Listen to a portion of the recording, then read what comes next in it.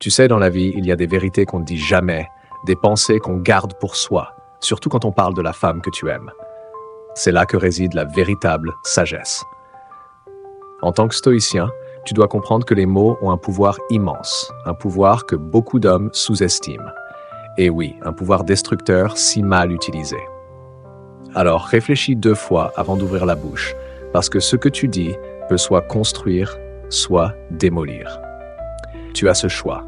Et crois-moi, il y a des choses qu'un homme, s'il veut garder un peu de dignité, ne devrait jamais dire à sa femme. Premièrement, tu exagères. Ah, le classique. Combien d'hommes tombent dans ce piège pensant calmer les choses avec ces 3 mots?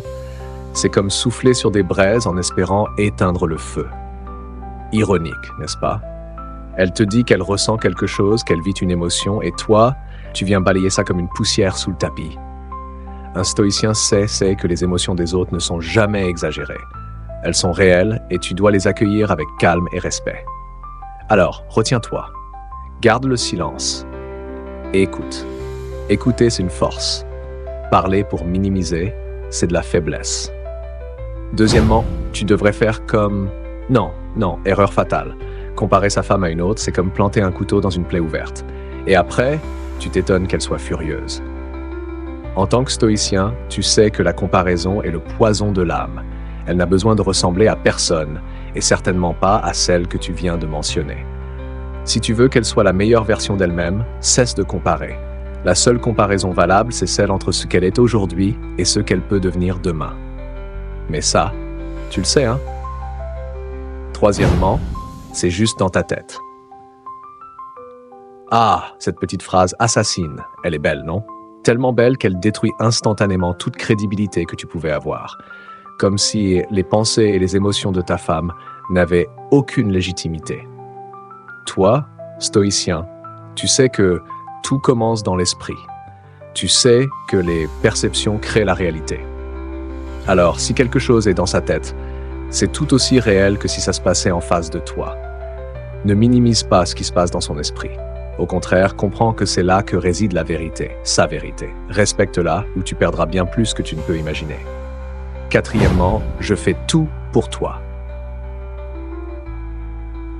Tu veux un conseil gratuit? Arrête de jouer les martyrs. Tu crois vraiment qu'en disant ça, tu gagnes des points? C'est l'inverse. L'ironie, c'est que plus tu dis que tu fais tout pour elle, plus tu te montres égoïste. Un vrai stoïcien fait les choses sans attendre de reconnaissance. Il agit par vertu, par conviction, pas pour recevoir des applaudissements. Si tu fais quelque chose pour elle, fais-le en silence. Parce qu'à la seconde où tu ouvres la bouche pour te vanter, tu perds toute grandeur d'âme. Le silence, mec, il te rendra plus fort que toutes les paroles que tu pourrais prononcer.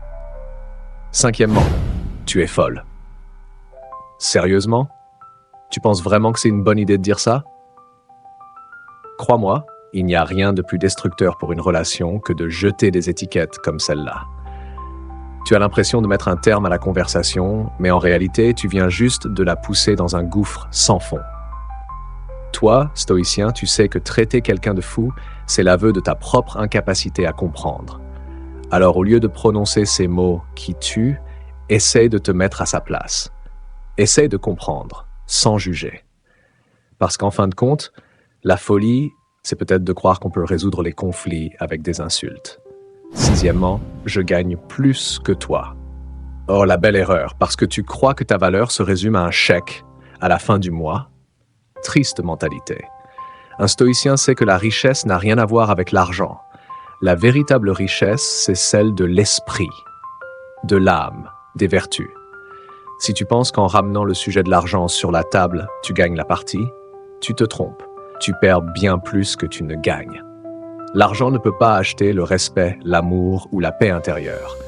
Alors la prochaine fois que tu veux te vanter de ton salaire, souviens-toi que c'est une victoire vide. Et tu ne veux pas de victoire vide, n'est-ce pas? Enfin, septièmement, fais ce que tu veux. Tu penses peut-être que c'est une façon de lâcher prise, de lui donner de l'espace. Mais non, en fait, c'est pire que tout. C'est la manière la plus lâche de fuir une discussion. Un stoïcien ne fuit pas. Il fait face, il prend des décisions, il s'engage. Dire « fais ce que tu veux », c'est renoncer à ta responsabilité, c'est dire que tu n'as rien à offrir, que tu n'as plus d'intérêt. Alors, Au lieu de balancer cette phrase, prends position. Sois un homme de conviction, d'action. Parce qu'à la fin, celui qui reste indécis perd tout. Tu l'auras compris, être stoïcien, c'est savoir se taire quand il le faut, savoir mesurer ses paroles et ses pensées. Un mot peut changer le cours de ta relation. Et si tu veux être invincible, commence par maîtriser ton langage. Et d'ailleurs, si tu veux continuer à recevoir des percutants et devenir une meilleure version de toi-même, abonne-toi à cette chaîne.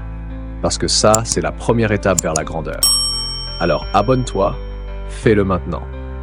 Parce que en tant qu'homme, en tant que stoïcien, tu dois viser l'excellence. Et tu sais quoi? Dis-moi en commentaire ce que tu en penses. Partage ton avis, parce que ta voix, elle compte.